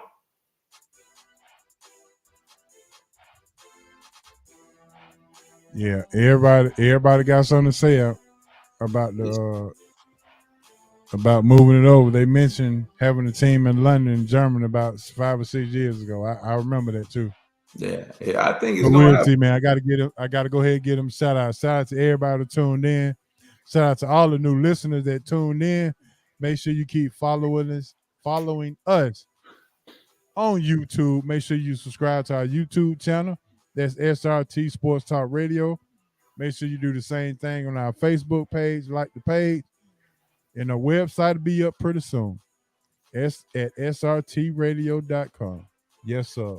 That's how we're doing. All right, Han, what you got? Yeah, man, just echoing what you said. Shout out to the new listeners and everybody that's tuning in to the SRT maybe for the first time. Come back and listen to us. We'll see if we can entertain you again next week. Yes, sir. About to go get my coffee. Get it going. Yes, sir. All right, man. I'm going to have to let you check out the new website in a minute. Shoot it to me. Yeah, with that being said, Han, let's roll. Boogie! I'm headed home, baby. This your main man, H.O. from Bankhead. R.I.P. Moms and Pops and R.I.P. BC. And if you love the show, tell a friend. And if you didn't, dog, I think we might be shot. We got to get these Cowboys back in line, man. Peace. Peace. Out, player. Later, big homie. All right.